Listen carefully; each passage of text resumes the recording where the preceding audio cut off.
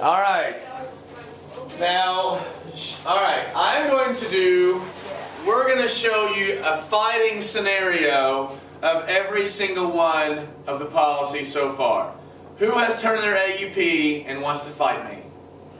Okay, Murdy, come here. Hand was up first. All right. Containment.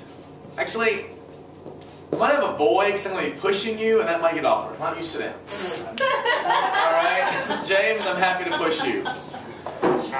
No offense. Let's just say I feel like that was a sexist. That was sexist. Yeah, that was very sexist. I demand to be treated equally, including pushing around. No, I pushed like that, and I didn't want to. That's bad for a teacher to do. It's really bad for a teacher to do and put it on YouTube. Why can't it just be two girls? I don't want any part of that either. All right, containment. All right, I'm going to be the Soviet Union. He's going to be America. Sorry, Bertie Sue. All right, in containment, if he's America, what is he trying to do to me? If I'm walking this way, he's getting in my way. All right. Now, right, I'm like a drunken Soviet Union. You guys are barely on camera. Oh, I'm sorry, we're going to get this way. We're barely on camera. We hate to do that. All right, now, mass retaliation. I'm going to take a step forward, and I want you to punch me in the face as hard as you possibly can. Really? Do it. Do it. I'll punch you back. All right, you can give me like a slow motion, like in a Rocky fight scene. All right. Please punch. One step. All right. But what was the problem with mass retaliation? I would go like this, and what would America do? Nothing. It wouldn't do anything, right? What is the evidence we have that mass retaliation didn't work? What two instances? Hungary. Well, the Berlin Ultimatum, though, he backed down first. What about Suez Canal? Suez Canal incident, right, where Nasser took the Suez Canal? Berlin Ultimatum did work in that they didn't take Berlin, right? He did crush the Hungarian revolt, and the Suez Canal was taken, but Berlin wasn't taken. Okay. JFK's is going to be called flexible response. Okay? JFK's is like, mass retaliation doesn't work. But we need to have an alternative sort of scenario that we can respond in a measured tone. So for instance, if I'm the Soviets or the communists and I push his shoulder, blowing me up seems ridiculous. What seems like a better response? Pushing me back. Steal. Okay. Alright. Okay. So if I stab him in the gullet, what is a good response? Stab me back in the gullet. And don't hurt your fist. It's kind of like steel. Alright. So, do you see what happens? You get a push. You get a push. You get a backhand. I get a backhand. Alright? You get a stab of the gullet. Stab of the gullet. Alright, you can sit down. Keep my eye on you. When you hit backhanded, you're supposed to turn your face the other way. He went like this. Did I go like that? No, you should do that because it looks silly. You're backhanding anyway, so you should just like turn the opposite way. Okay. I don't know why you know that. No, because it's hilarious. You're fake backhanding someone. You make it as ridiculous as possible. Alright, I like that there are rules in Mary's world. Alright, so flexible response was the idea that you could use conventional military strategy. How is this not thought of beforehand? Well, there is a reason. There was a... Kennedy's guys that he surrounded himself with were all very, very smart. Kennedy was a Harvard guy. The Kennedys are Harvard people, right? That's where their legacy. They have a lot of Harvard friends, and the people they surrounded himself with were nicknamed the best and the brightest. Teddy Sorensen was his speechwriter. It was great. McBundy George was the... his first name was McBundy. Was national security advisor.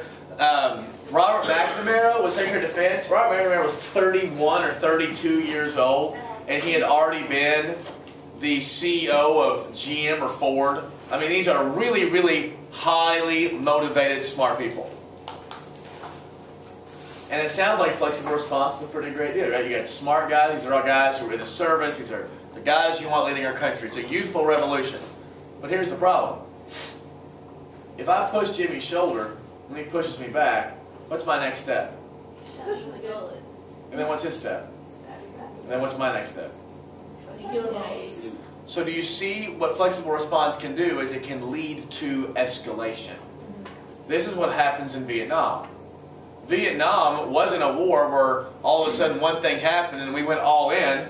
It was a war where we kept adding and kept getting further and further into it, and then we looked up and now we're there, right? So flexible response had its detractors too. In fact, really the only policy that ever worked long term was containment. Although there were people who argued containment was immoral because it allowed for communism to exist. Today, we kind of have a different thing. In fact, probably the president who was most successful in deteriorating the problems of the Soviet Union was probably Nixon. Because his strategy was engagement, right? You know, is China a closed-off economy now? Don't Americans go to China? It started with Nixon. Nixon was the first one to go over there, and slowly they start opening up. The more you trade with a country, the more open they become, right? Then you can have dialogue. That's what. Yeah, it does. And Nixon definitely had his faults when it came to him as a human, right? But internationally speaking, he was brilliant. He was brilliant. It's hard not to see that. And some of the things he did to play China and the Soviet Union against each other was great. Yes. How, like, with containment, the whole thing was that America should stop communism. And you see that even today. Why is it America's responsibility to stop what's going on in other countries? That's a good question. The reason why we have taken the mantle of responsibility for playing the lead role in international affairs, there's a couple reasons. Number one, we're by far the wealthiest nation. Number two, whether or not our democracy is perfect, it is a pretty good democracy, and people still see America as a place where democracy can, I mean, we have corruption, we have problems, but you know what I'm saying? And thirdly, and probably most importantly, it's to our strategic advantage. Our Navy runs the world, right? Our Navy, there are things called sea lanes. You know what sea lanes are? There are natural lanes of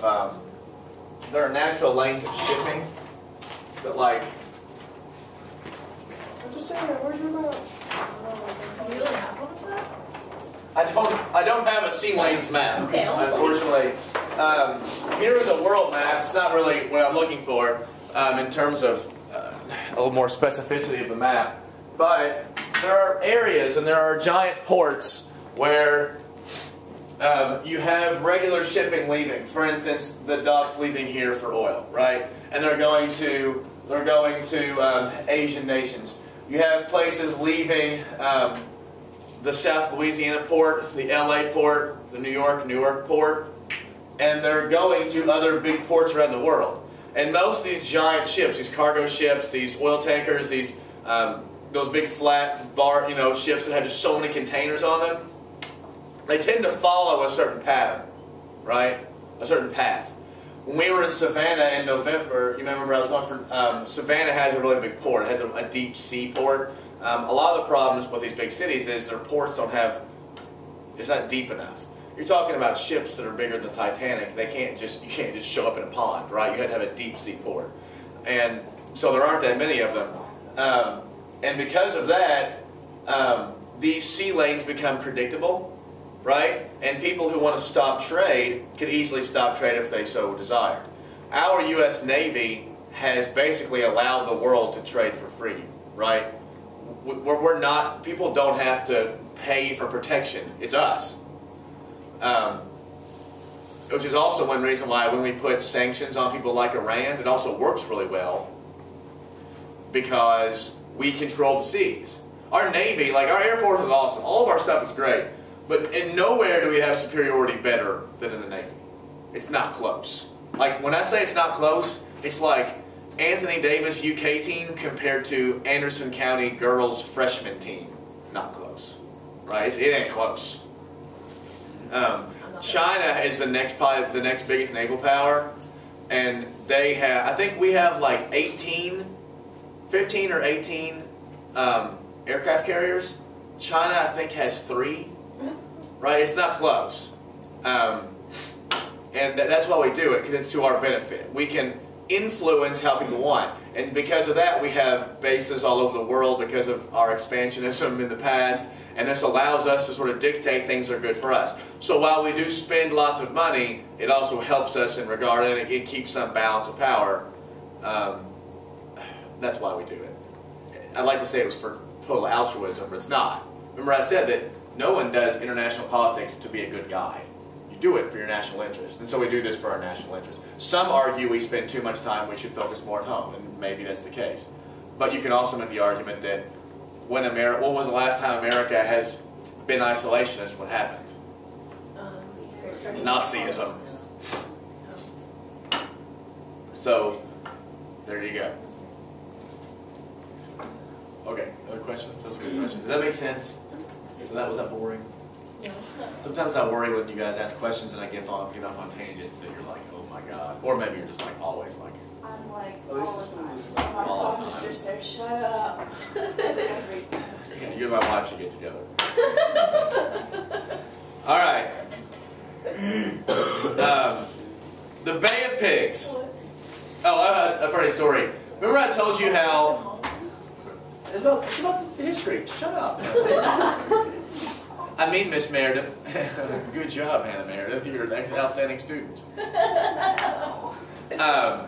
Remember I told you that Eisenhower knew that our superiority of weapons was massive compared to Soviets? When John Kennedy became president, it's always customary for the exiting president to sort of give a tour, like a grand last thing before the new guy comes in. And they're in the office and he's like, that phone's right there, the one you pick up if you want to start a nuclear war. And apparently Kennedy, the magnitude of what he was inheriting sort of hit him. And Eisenhower told him also, by the way, we have way more weapons than the Soviets do. And Kennedy didn't want to believe it. He's like, there's no way. We're hearing all this stuff. He's like, you're going to find out soon. And one thing that was interesting is